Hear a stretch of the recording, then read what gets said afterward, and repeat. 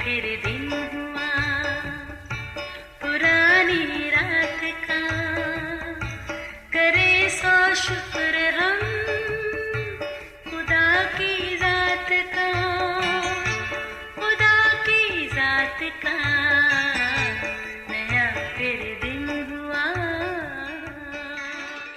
आज की आयत।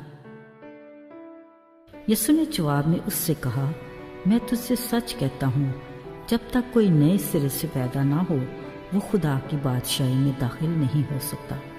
यूहन्ना 3:3 आयत। अजीजों, सफ़र एक थका देने वाला एहसास है। सफ़र जिस भी ज़रिए से हो, इसके बारे में हर किसी का तबसरा खासा दिलचस्प होगा, क्योंकि सफ़र के मामले में हर कोई मुख्तलिफ तजर्बात से दो चार होता है। मगर एक बात जो सब में मुश्तरक होगी वो है थकावट। बहरहाल अहले दानिश ज़िंदगी को एक सफ़र से तशबीह देते हैं। ज़िंदगी में दो तरह के सफ़र हैं, जिस्मानी सफ़र और रूहानी सफ़र। हर जानदार को बढ़ने, फलने फूलने, काम काज करने और ज़िंदा रहने के लिए ताकत की ज़रूरत है, जो वो मुख्तलिफ़ किस्म की खुराक से हासिल करता है। हर कोई बेहतरीन ग़िज़ा का इस्तेमाल करता है ताकि सेहतमंद और तंदुरुस्त ज़िंदगी गुजारे, वरना वो कमज़ोर पड़ के मुख्तलिफ बीमारियों का शिकार हो जाएगा। लिहाजा हर कोई अपनी सेहत का ध्यान रखता है ताकि वो भरपूर खुशहाल ज़िंदगी गुजार सके। अजीज़ों, रूहानी सफ़र ज़िंदगी का एक ऐसा फ़लसफ़ा है जिसको अक्सर बहुत कम लोग अच्छे से समझ पाते हैं। खैर, अभी तक भी समझ न आने में कुछ मज़ायका नहीं, मगर हर हाल में इसे अपनी जिस्मानी ज़िंदगी में ही जानना, समझना और अहमियत देना ज़रूरी है। यानी जिस्मानी सफ़र के इख्तिताम से पहले रूहानी सफ़र का अमल शुरू हो जाना चाहिए, ताकि जिस्मानी सफ़र के ख़त्म होने पर हमें अपनी रूहानी सफ़र के अंजाम की तसल्ली हो। अजीज़ों, यीशु की ज़मीनी ज़िंदगी के दौरान एक रात यहूदियों का सरदार निकोदेमस यीशु से मिलने आया। कहने लगा, आए रबी, हम जानते हैं कि तू खुदा की तरफ से आया है, क्योंकि जो तालीम तू देता है और जो मौजज़े तू दिखाता है कोई और नहीं कर सकता जब तक खुदा उसके साथ ना हो। ये एक ऐसी गुफ्तगू थी जिसकी यीशु को ज़रूरत भी नहीं थी, मगर दिलों को जांचने वाले खुदावंद यीशु को इस सरदार की असल ज़रूरत का अच्छे से इल्म था।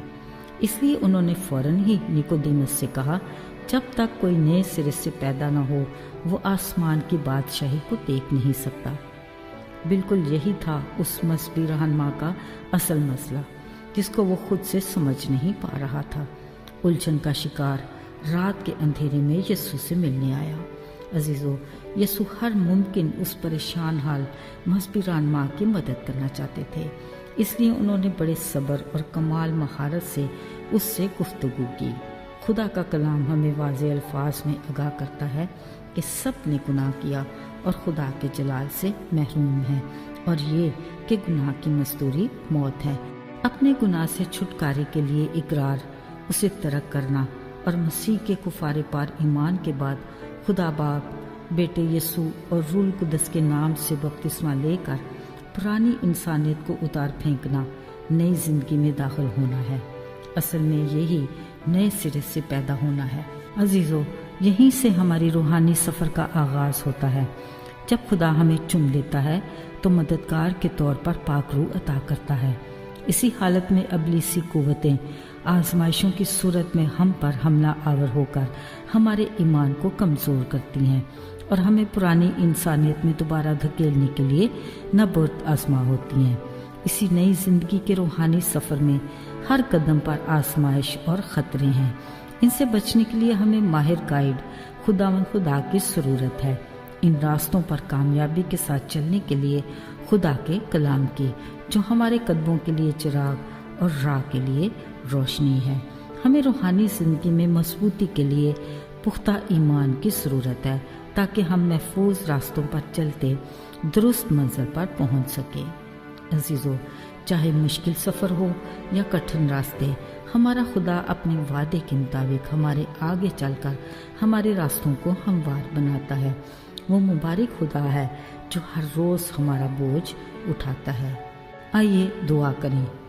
اے خداوند، ہم جانتے ہیں کہ اب تک ہم اس معیار تک نہیں پہنچ سکے جس پر ہمیں ہونا چاہیے۔ ہم اپنی کمزوری کا اعتراف کرتے ہیں اور تجھ سے مدد مانگتے ہیں۔ ہماری رہنمائی کر تاکہ ہم آگے بڑھ سکیں۔ ہمیں اپنے کلام اور اپنی مرضی سے زندگی جینا سکھا۔